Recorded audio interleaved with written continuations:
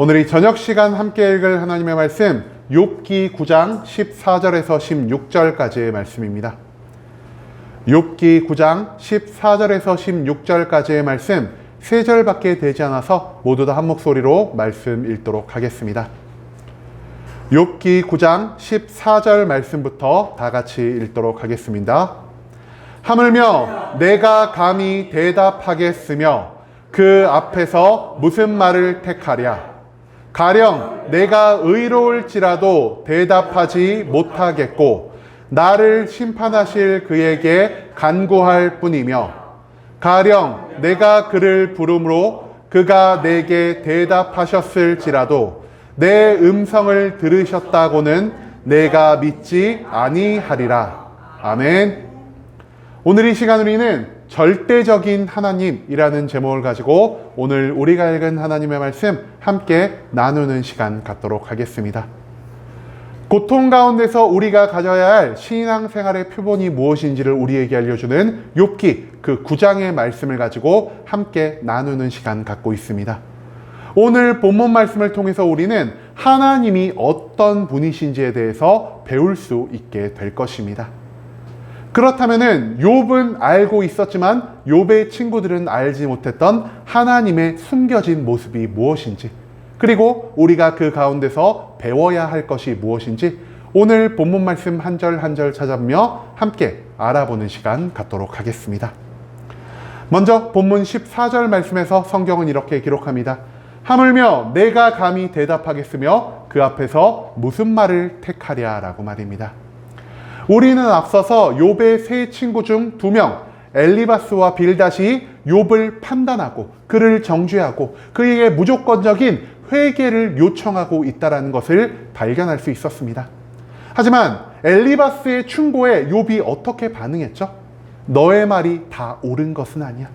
나는 너희가 알지 못하는 하나님의 계획으로 인해 이러한 심판을 겪고 있는 거야.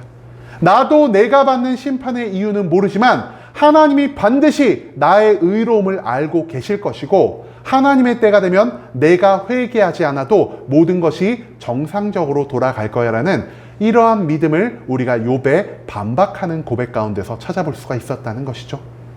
그리고 우리는 저번 주 욥기의 마지막 말씀 가운데에서 욥의 두 번째 친구 빌닷이 욥을 공격하듯이 충고하는 그러한 모습을 다시 한번 발견할 수 있게 되었습니다.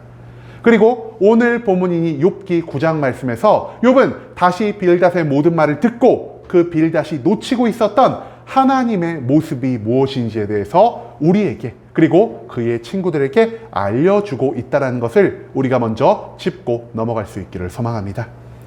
여러분, 이 14절 말씀에서 강조하고 있는 것은 무엇이냐?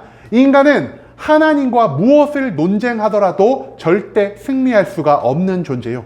인간이 어떠한 말을 가지고 하나님께 많은 것을 말하더라도 그 말을 통해 하나님의 마음을 흡족하게 할 수 없는 존재라는 사실을 욥은 우리에게 가르쳐주고 있습니다. 즉, 인간은요, 하나님만큼 이 세상의 모든 것들을 알 수도 없는 지혜의 한계가 있는 자들이요. 인간은 아무리 뛰어난 말의 능력을 가지고 있더라도 그 모든 말이 하나님을 절대적으로 대적할 수도 없고 하나님을 절대적으로 기쁘시게 할 수도 없는 능력적인 한계가 있는 존재라는 사실을 욥은 14절의 말씀을 통해서 우리에게 가르쳐주고 있다는 것이죠. 즉, 하나님은 너무나 위대하시고 하나님은 너무나 완벽하시고 하나님은 우리가 도무지 알지 못하는 뜻과 계획을 가지고 계신 것에 비해서 인간의 지혜는 너무나 한계가 있고 인간의 능력은 너무나 부족하다라는 사실을 욥은 14절 말씀을 통해 우리에게 가르쳐주고 있다는 것입니다. 그 다음 이어진 15절 말씀에서 성경은 이렇게 기록합니다. 가령 내가 의로울지라도 대답하지 못하겠고 나를 심판하실 그에게 간구할 뿐이며 라고 말입니다. 이 15절에서 욥은요, 자기를 공격하고 있는 친구들에게 하나님의 절대적인 주권이 무엇인지에 대해서 선포하고 있습니다. 하나님은 이 세상의 모든 것들을 창조하셨고 이 세상의 모든 것들을 자기의 뜻과 계획대로 온전히 다스리시는 분이십니다. 또한 하나님은 인간이 경험할 수 있는 모든 축복을, 모든 심판을 유일하게 관장하실 수 있는 권리가 있는 분이라는 사실을 욥은 이 15절 말씀을 통해서 친구들에게 선포하고 있다는 것입니다. 즉 욥이 의로운 삶을 산다 하더라도 하나님에 의해서 까닭 없는 이유를 알지 못하는 심판을 당할 수도 있을 것이요. 그리고 그 심판과 고난 가운데서 욥이 왜 이런 심판을 겪고 있는지에서도 누구도 완벽하게 알 수 있는 자가 존재하지 않는다라는 것을 욥은 친구들에게 알리고 싶어 했다라는 것입니다. 그런데요, 우리는 이 말씀을 잘못 오해할 수가 있다는 것입니다. 우리가 이 말씀을 잘못 오해하면은 어떻게 오해하냐? 가령 내가 의로울지라도 대답하지 못하겠고 나를 심판하실 그에게 간구할 뿐이다. 즉 내가 의롭다고 스스로를 생각했으나 하나님이 나를 보실 때 나의 안에 내가 알지 못하는 죄가 있기 때문에 내가 심판의 고통을 경험하고 있다라고 우리가 이 말씀을 오해할 수가 있다는 것입니다. 하지만 욥에게 죄가 있었을까요? 하나님이 사탄에게 욥을 자랑하실 때 어떻게 자랑하셨죠? 욥같이 의롭고 완전한 자가 이 땅 가운데 존재하지 않다라고 말씀하셨습니다. 하나님이 보시기에 욥은요, 단 한 톨의 죄를 찾아볼 수 없는 굉장히 의로운 사람이었다라는 것입니다. 즉 여기서 욥은요, 나 스스로를 내가 의롭게 여기며 살아갔지만 내가 하나님이 알지 못하는 죄를 범했기 때문에 이런 심판의 고통을 경험하고 있다는 것을 친구들에게 말하는 것이 아니라, 나는 의롭게 살고 하나님도 나의 의로움을 알고는 있지만 그럼에도 불구하고 우리가 알지 못한 하나님의 뜻과 계획으로 인해서 내가 이유 없는 심판과 고통을 경험할 수도 있다는 것을 친구들에게 알려주고 있다는 것입니다. 또한 욥은 15절 말씀을 통해서 한 가지 더 숨김수를 갖고 있었는데요. 욥이 이 말씀을 통해 친구들에게 무엇을 표현하고자 했냐? 너가 하나님의 모든 것들을 다 안다라고 생각하고 너가 아는 지식의 일부만을 가지고 하나님의 끝없는 계획을 모두 다 깨달았다라고 생각하며 너가 마치 하나님이라도 된 것 마냥 나를 판단하고 나를 정죄하고 나에게 무조건적인 회개를 요청하는 너희의 모습, 하나님은 그것을 절대 기뻐 받지 않으실 거다라고 욥은 친구들에게 이 말씀 속에 숨겨진 의미를 가지고 접근하고 있다는 것입니다. 왜 하나님 보시기에 욥의 모든 친구들의 행태가 옳지 않은 것일까요? 앞서도 언급했듯이 사람을 판단하고 사람을 정죄하고 사람에게 회개를 촉구하실 수 있는 유일한 권한을 가지고 계신 분은요, 오직 하나님이지 욥의 친구들이 아니었기 때문입니다. 그럼에도 불구하고 욥의 친구들이 보이는 모습 무엇이죠? 마치 내가 하나님이라도 된 것 마냥, 마치 내가 하나님을 대리해서 욥에게 말하는 것 마냥 욥을 판단하고 정죄하고 회개를 요청하는 모습, 그것이 오히려 하나님 앞에서 죄악된 모습이라는 사실을 우리는 15절의 말씀을 통해서 배울 수 있게 된다는 것이죠. 마지막 16절 말씀에서 성경은 이렇게 기록합니다. 가령 내가 그를 부름으로 그가 내게 대답하셨을지라도 내 음성을 들으셨다고는 내가 믿지 아니하리라 라고 말입니다. 이 16절 말씀에서 욥은 인간과 하나님이 절대로 동등됨을 갖추지 못한다는 것을 우리에게 알려주고 있습니다. 욥이 오늘 말씀이 전반적으로 조금 해석하기가 어렵죠? 오늘 본문 말씀에서 말하는 건 무엇입니까? 가령 내가 그를 부름으로 그가 내게 대답하셨을지라도, 즉 내가 하나님께 무언가를 기도하고 내가 하나님께 요청했을 때 분명 하나님이 나의 기도를 들어주셨을 때도 있고 나의 요청대로 즉시 그 모든 것들을 이루어 주셨을 때도 있다는 것을 욥은 이미 경험을 통해 알고 있는 자였습니다. 그런데 바로 그 다음에 욥이 하는 말은 무엇이죠? 내 음성을 들으셨다고는 내가 믿지 아니하리라. 한마디로 하나님은요, 내 음성을 들을 수도 있고 내 기도에 응답할 수 있는 권한을 갖고 계시지만 그와 반대로 하나님이 내 기도를 듣지 않으실 수 있는 권리도 있으신 분이고요. 내가 무언가를 요청한다라고 해서 내 요청을 무조건적으로 수용하지 않으실 수 있는 권리도 가지고 계신 분이라는 사실을 욥은 이 16절 말씀을 통해 우리에게 알려주고 있다는 것입니다. 그렇기 때문에 하나님이 우리의 기도를 들어주시고 우리의 기도에 응답하셨을 때 우리가 하나님께 감사와 영광을 반드시 돌려야만 하지만, 하나님이 내 기도를 듣지 않으시고 나의 기도에 응답하지 않는다고 하여서 내가 하나님께 불평과 불만과 원망을 쏟아낼 수 없는 존재라는 사실을 욥은 이 16절 말씀을 통해 우리에게 가르쳐주고 있다는 것입니다. 즉 인간은 하나님께 함부로 불평하고 원망할 수 있는 존재도 아니요, 하나님과 대등한 위치에서 내가 무언가를 원할 때마다 하나님께 요청하고 그 요청한 것들을 내가 하나님께 당당하게 요구할 수 있는 자격을 갖추지 못한 하나님보다 한참 낮은 존재에 위치하고 있다는 것을 욥은 16절의 말씀을 통해서 우리에게 가르쳐주고 있다는 것이죠. 여러분, 그런데 우리는 어떻습니까? 우리는요, 내가 하나님보다 절대 낮은 존재라고 생각하지 않을 때가 너무나 많은 것 같습니다. 내가 하나님과 거의 동등한 존재이고 내가 하나님보다 낮다라고 해봐야 그 낮음이 얼마 차이 나지 않다라고 생각할 때가 너무나 많다라는 것이죠.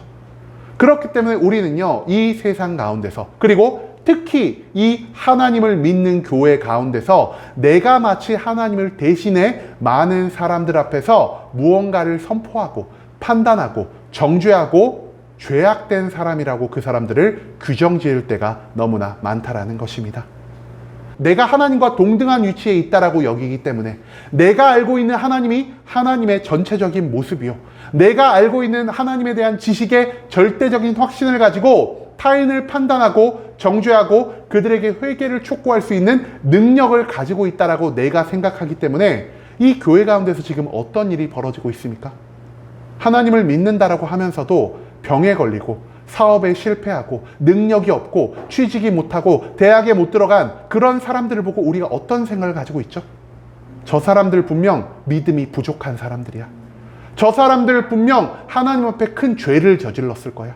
그러니까 저들이 하나님께 저런 심판을 받고 있지, 저들이 죄를 저지르지 않고 하나님께 나처럼 온전한 신앙생활을 했으면 저런 고통에 처하지 않았을 수도 있었을 텐데 라고 생각을 하면서요, 내가 저들보다 마치 높은 믿음을 가진 사람인 양 행동을 하며 저 사람들을 얕잡아보고 저 사람들을 무시하는 일이 이 교회 안에서 너무나 많이 일어나고 있다는 것입니다.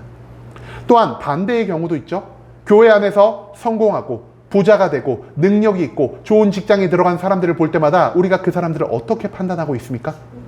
저 사람들은 정말 나보다 믿음이 좋은 사람들이구나, 저 사람들은 정말 하나님 보시기에 의로운 사람이구나라는 것을 우리 스스로가 판단한 다음에 우리가 이제는 하나님을 믿고 하나님의 말을 듣는 것이 아니라 그 사람을 따라가고 그 사람의 말에 더욱더 큰 신뢰를 가지고 살아갈 때가 이 교회 안에서 너무나 많이 발생하고 있다는 것입니다.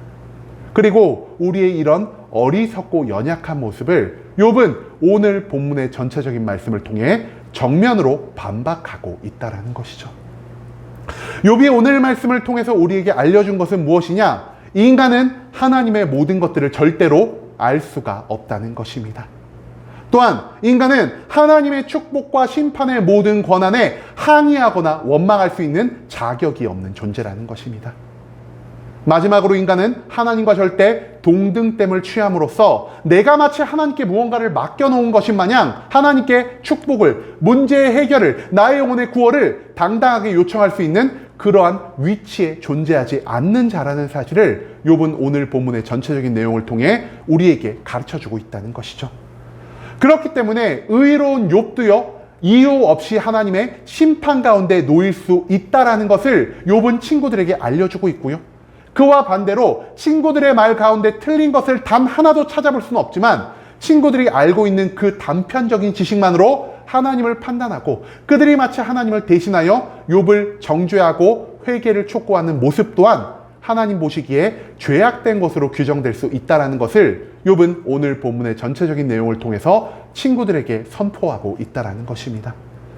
그렇기 때문에 욥이 고통과 괴로움의 심판 속에서 할 수 있는 것은 오직 무엇이었습니까?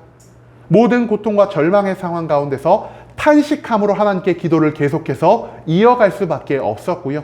하나님의 응답이 오기까지 나에게 닥쳐온 이유 없는 고통과 괴로움을 끝까지 인내하면서 하나님의 때를 기다리는 것, 그것밖에 욥이 할 수 있는 일이 없었다라는 사실을 우리가 반드시 잊지 말아야 한다라는 것입니다. 우리보다 위대하시고 우리의 능력으로는 모든 것을 알 수 없으며 우리가 함부로 판단할 수 없는 하나님의 절대성을 이젠 우리가 인정할 필요가 있을 것 같습니다.